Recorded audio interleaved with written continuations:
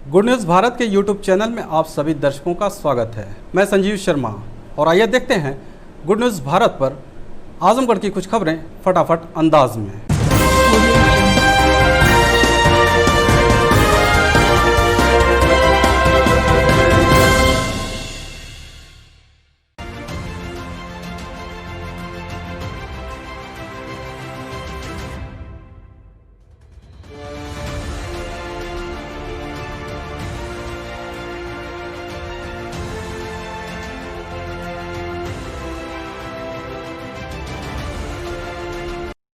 आजमगढ़ जिले में 6 नवंबर को आई जांच रिपोर्ट में 12 नए कोरोना पॉजिटिव मरीज मिले हैं। CMO doctor A K. मिश्रा ने इसकी पुष्टि की।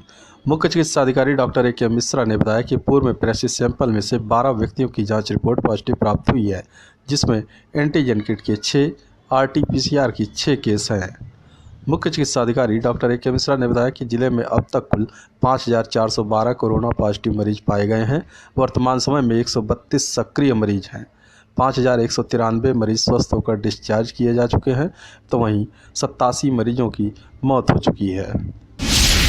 आजमगढ़ जिले में खेतों में पराली जलाने के 15 मामले सामने आए हैं, जिस पर प्रशासन ने 11 के खिलाफ FIR दर्ज कराने के साथ वसूली की कार्रवाई में जुट गया है। बता दें कि अब खेतों में पराली जलाना किसानों को महंगा पड़ सकता है। जिला प्रशासन इसके लिए पूरी तैयारी में है और पराली जलाने वालों पर जुर्माने के साथ मुकदमा दर्ज कर कार्रवाई की जा रही है। पराली न जलाने के लिए जिला प्रशासन प्रचार प्रसार भी वाहनों से करा रहा है। जिला प्रशासन ने किसानों को जागरूक करने के लिए 4 प्रचार वाहनों को लगाया है, जो हर तहसील और ब्लॉकों पर जाकर किसानों को जागरूक कर रहे हैं कि वह अपने खेतों में पराली न जलाएं।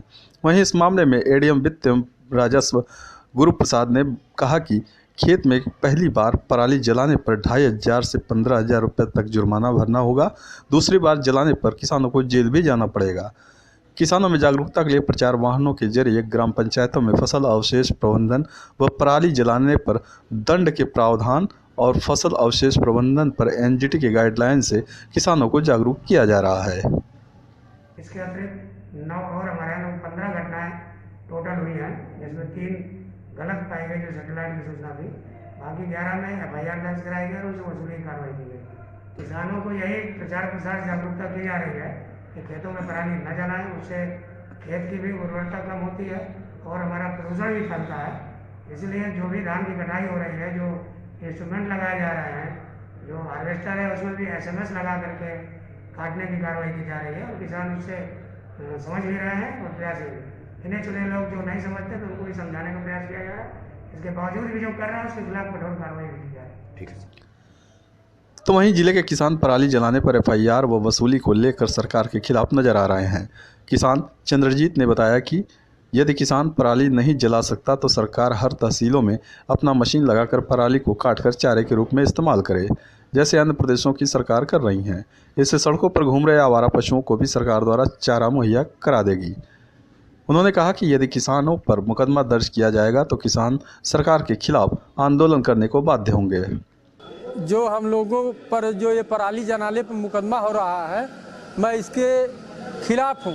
अगर आप हमको व्यवस्था नहीं दे पा रहे हैं तो हमारे खिलाफ मुकदमा कर रहे हैं, इसका हम किसान विरोध करते हैं। और अगर शासन प्रशासन नहीं चेतेगा, क्योंकि हम आपको अन्न पैदा करके देते हैं, गेहूँ, चना, बाजरा, मटर, गन्ना, ये अगर हम धान पैदा कर रहे हैं, धान के पराली अगर जलाने की व्यवस्था हमको आप नहीं देंगे, जैसे पंजाब में है, वहाँ की सरकार जो किसानों को व्यवस्था दे रही है, ब्लॉक के माध्यम से उसको पराली को कटवा लेकर चारा बना लेती है।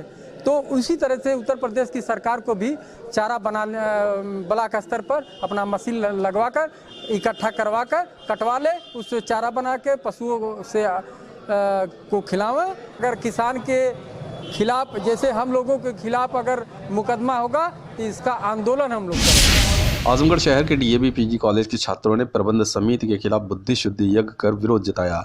बता दें कि DAV PG कॉलेज के छात्र प्रवेश परीक्षा में धादी व सूत्रीय मांग को लेकर पिछले 2 दिनों से कॉलेज परिसर में धरने पर बैठे हैं, जहां छात्रों ने विद्यालय प्रबंधन के खिलाफ बुद्धि शुद्धि यज्ञ कर अनोखा प्रदर्शन किया।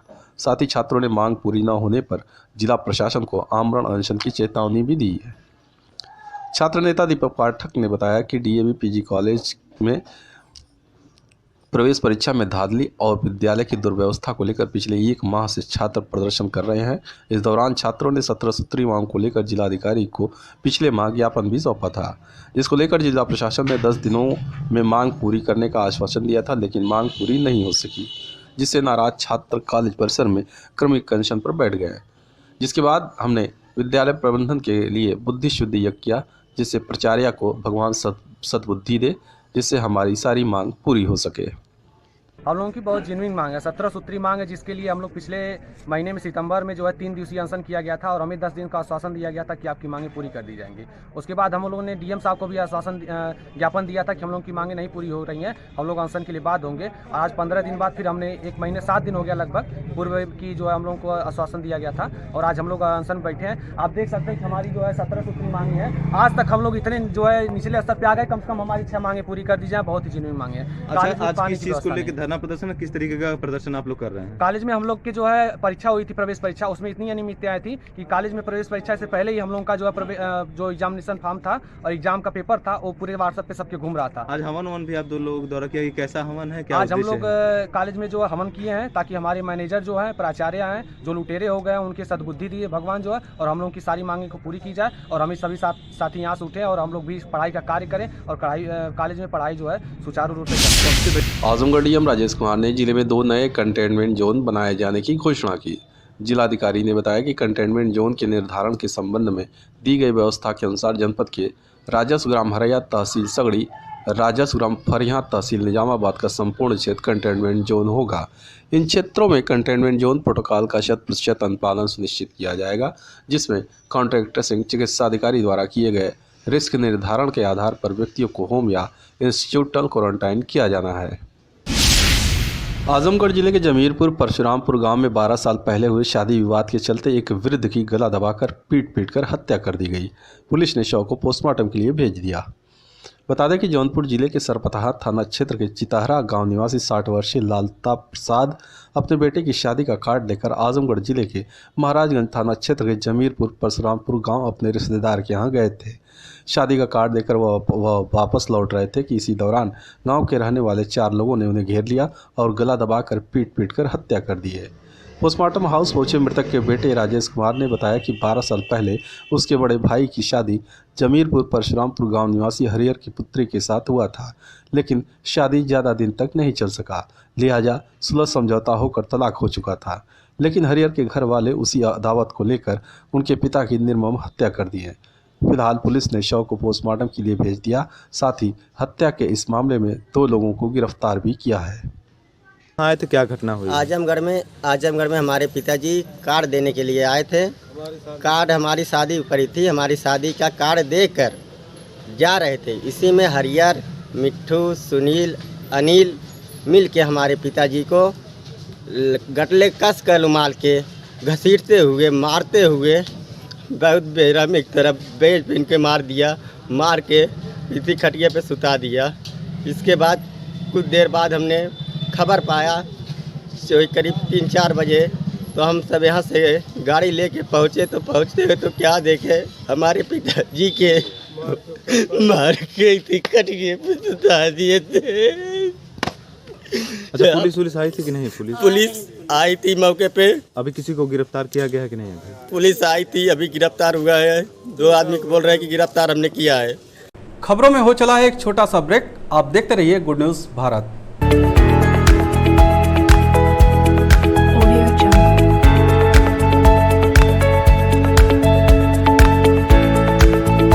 ब्रेक के बाद एक बार फिर से आपका स्वागत है और आइए देखते हैं आजमगढ़ की खबरें फटाफट अंदाज में।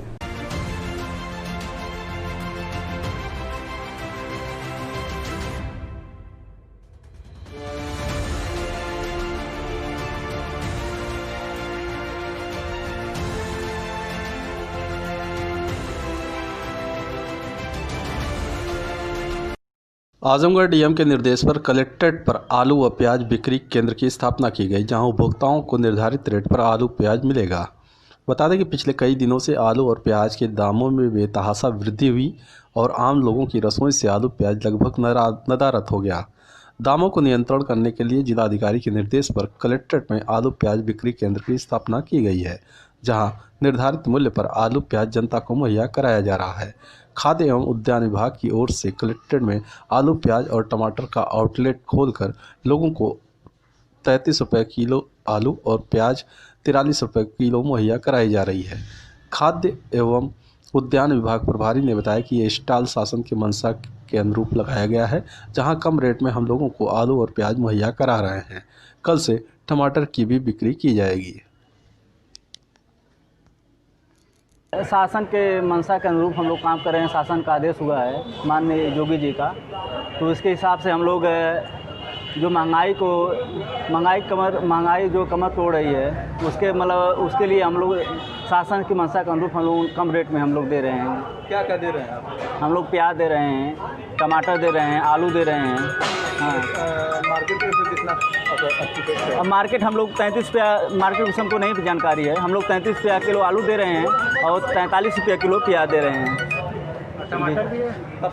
टमाटर कल आ जाएगा। कब तक चलेगा ये? अबे जब तक सरकार की मंशा रहेगी तब तक ये चलता रहेगा यार। आजमगढ़ सिविल लाइन स्थित जजेस कैंपस में 15,96,76,000 रुपये की लागत से निर्मित होने वाले टाइप 5 आवास का हाई कोर्ट न्यायमूर्ति ने ऑनलाइन शिलान्यास किया। इसके लिए NIC में कार्यक्रम आयोजित किया गया। इस दौरान मुख्य न्यायमूर्ति ने कहा कि आवास की अनुपलब्धता के कारण न्यायिक अधिकारियों को न्यायिक कार्य के सुचारू रूप से संपादन में कठिनाई हो रही थी। मुख्य न्यायाधिपति ने न्यायिक कार्य के सुचारू रूप से निष्पादन के लिए इंफ्रास्ट्रक्चर की उपलब्धता पर जोर दिया। कार्यदायी संस्था को गुणवत्तापूर्ण व समय सीमा के अंदर निर्माण कराने एवं जनपद न्यायाधीश को कार्य की गुणवत्ता की निगरानी के लिए निर्देश दिए। जनपद न्यायाधीश दिनेश चंद ने बताया कि शासन से 6,38 लाख रुपये कार्यदायी संस्था कंस्ट्रक्शन एंड डिजाइन सर्विसेज को भेज दिया गया है। उन्होंने मुख्य न्यायाधीश एवं अन्य न्यायमूर्ति का स्वागत किया। प्रज्ञा सिंह अपर प्रधान न्यायाधीश पारिवारिक न्यायालय ने सभी न्यायमूर्ति एवं अन्य गणमान्य व्यक्तियों के प्रति धन्यवाद प्रस्तुत किया। आजमगढ़ जिले के नेवरी गांव के पास अज्ञात वाहन की टक्कर से बाइक सवार 2 युवक गंभीर रूप से घायल, जिला अस्पताल में भर्ती। बता दें कि अतरौलिया थाना क्षेत्र के रतुआ पार गाँव के रहने वाले अमित और विशाल दोस्त हैं। अमित अपनी बाइक से विशाल को साथ लेकर बसखारी स्थित अपने ननिहाल जा रहा था। रास्ते में नेवरी गांव के पास गुजरने के दौरान पीछे से आ रहे अनियंत्रित वाहन ने जोरदार टक्कर मार दिया। जोरदार टक्कर से दोनों बाइक सवार युवक छिटक कर दूर जा गिरे। उनकी बाइक क्षतिग्रस्त हो गई। दोनों घायलों को पहले अतरौलिया के सरकारी अस्पताल ले जाया गया, जहां प्राथमिक इलाज के बाद चिकित्सकों ने हालत गंभीर देख मंडली जिला अस्पताल के लिए रेफर कर दिया। मंडली जिला अस्पताल में दोनों का इलाज चल रहा है, जहां उनकी हालत गंभीर बनी हुई है। तितीरा चाणकपुर गांव के एक व्यक्ति ने एसपी को शिकायती पत्र देकर जान माल की रक्षा की लगाई गुहार। तरवा थाना क्षेत्र के तितीरा चाणकपुर गांव के विजय पुत्र श्रीराम ने एसपी को शिकायती पत्र देकर जान माल की रक्षा की गुहार लगाई है। तरवा थाना पुलिस में मारपीट और लूटपाट के मामले में नामजद आरोपियों को आश्रय दिए जाने से नाराज पीड़ित ने आरोपियों की गिरफ्तारी की मांग की है। उन्होंने आशंका व्यक्त की है कि अगर शीघ्र ही आरोपियों की गिरफ्तारी नहीं हुई तो गांव के चुनाव में हत्या जैसी घटना भी घटित हो सकती है। कोरोना संक्रमित भदसारी निवासी मरीज को राजकीय मेडिकल कॉलेज अस्पताल से भेजा गया BHU। राजकीय मेडिकल कॉलेज अस्पताल में भर्ती किए गए 42 वर्षीय कोरोना संक्रमित मरीज को गुरुवार की देर शाम BHU के लिए रेफर कर दिया गया। नोडल अधिकारी द्वितीय डॉक्टर नियाज हसन के अनुसार लालगंज क्षेत्र के भदसारी गांव के रहने वाले उपरोक्त मरीज को फेफड़े और लीवर की बीमारी से ग्रसित पिछले 2 नवंबर को गंभीर हालत में ICU में एडमिट किया गया था। उन्होंने बताया कि राजकीय मेडिकल कॉलेज अस्पताल में भर्ती किए गए उपरोक्त 42 वर्षीय कोरोना संक्रमित मरीज को गुरुवार की देर शाम BHU के लिए रेफर कर दिया गया। लालगंज में CHC के चिकित्सकों की कोविड-19 की 204 जांच में 2 मिले कोरोना पॉजिटिव। लालगंज में कोरोना मरीजों की संख्या में निरंतर कमी के बाद एक बार फिर एक्टिव मरीजों में बढ़ोतरी देखी गई। शुक्रवार को आज CHC लालगंज के चिकित्सकों ने कुल 204 लोगों की कोविड-19 की जांच की, जिसमें 156 लोगों की एंटीजन किट से जाँच की गई। इसमें 154 लोगों की रिपोर्ट नेगेटिव प्राप्त हुई। 2 लोगों की रिपोर्ट कोरोना पॉजिटिव पाई गई। 48 लोगों का टेस्ट RT-PCR द्वारा किया गया, जिनकी रिपोर्ट 1-2 दिन में प्राप्त होगी। CHC incharge doctor Manoj Kumar ने इसकी पुष्टि करते हुए बताया कि पॉजिटिव मरीजों में एक सोफीपुर लालगंज का तो दूसरा मरीज पट्टी भिखारी तरमा का निवासी है। उन्होंने बताया कि मरीजों के आसपास के क्षेत्र को महामारी अधिनियम के तहत सील करने तथा पूरे क्षेत्र को सैनिटाइज करने की प्रक्रिया ग्राम प्रधान द्वारा आरंभ करा दी गई है।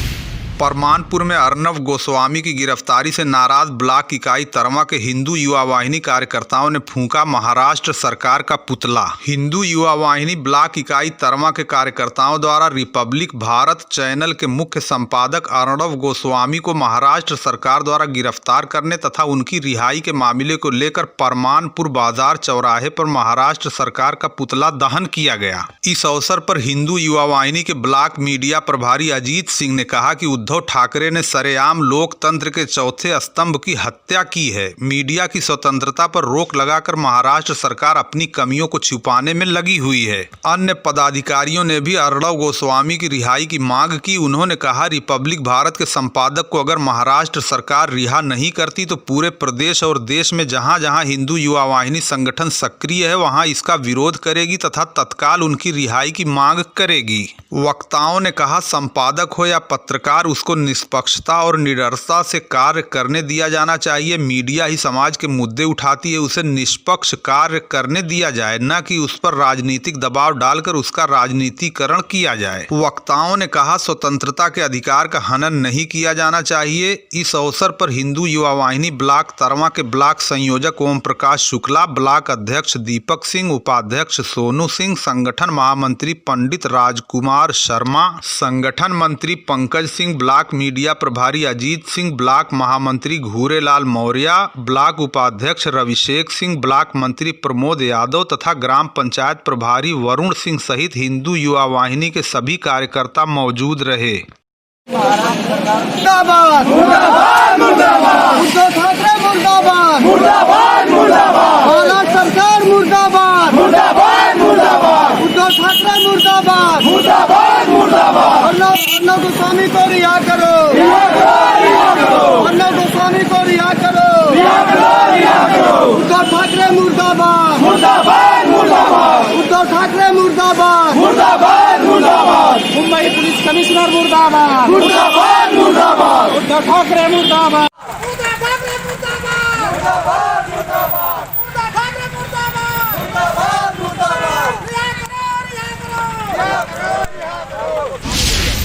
लालगंज तहसील में दी बार एसोसिएशन कार्य समिति के पदाधिकारियों तथा सदस्यों को दिलाई गई शपथ। दी बार एसोसिएशन लालगंज कार्य समिति के पदाधिकारियों तथा सदस्यों को आज लालगंज तहसील प्रांगण में शपथ दिलाई गई। शपथ ग्रहण कार्यक्रम के मुख्य अतिथि पूर्वांचल विकास बोर्ड के उपाध्यक्ष नरेंद्र सिंह और आजमगढ़ दीवानी के वरिष्ठ अधिवक्ता लाल बहादुर सिंह उपस्थित रहे। वरिष्ठ समिति के अध्यक्ष समर बहादुर सिंह एडवोकेट ने सदस्यों को शपथ दिलाई। कार्यकारिणी में इंद्रभानु चौबे अध्यक्ष, राजनाथ यादव वरिष्ठ उपाध्यक्ष, देवेंद्र नाथ पांडे उपाध्यक्ष, कृष्ण कुमार विश्वकर्मा कनिष्ठ उपाध्यक्ष और संतोष कुमार सिंह प्रथम महामंत्री, रविंद्र यादव सहमंत्री, विनोद कुमार चौहान सहमंत्री पुस्तकालय, आनंद कुमार श्रीवास्तव कोषाध्यक्ष, रतन कुमार और रामब्रिज राम वरिष्ठ सदस्य, कमल कुमार राय, विजय प्रजापति तथा भरत कुमार पांडे कनिष्ठ सदस्य ने पद एवं गोपनीयता की शपथ ग्रहण की। इस अवसर पर पूर्वांचल विकास बोर्ड के उपाध्यक्ष तथा पूर्व विधायक नरेंद्र सिंह ने कहा कि देश, समाज और राष्ट्र के अंदर तभी परिवर्तन होगा जब हम अधिवक्ता न्याय को आगे बढ़ाएंगे। अधिवक्ता गुंडों बदमाशों की भी वकालत करते हैं, पीड़ित और शरीफों की भी तरफ से अधिवक्ता वकालत करते हैं, लेकिन प्रयास करना चाहिए कि न्याय सदैव जिंदा रहे। शपथ ग्रहण समारोह में उप जिलाधिकारी लालगंज पंकज कुमार श्रीवास्तव, पूर्व विधायक रामजग राम, ब्रिजभान सिंह, सुखदेव सिंह, चंदेश्वर राय, योगेंद्र राय, सुनील कुमार सिंह डब्बू, विजय प्रकाश पांडे एडवोकेट, कुंवर बहादुर सिंह, रणधीर सिंह, विंध्यवासिनी राय, धर्मेश पाठक आदि के साथ तमाम बुद्धिजीवी तथा अन्य लोग उपस्थित रहे।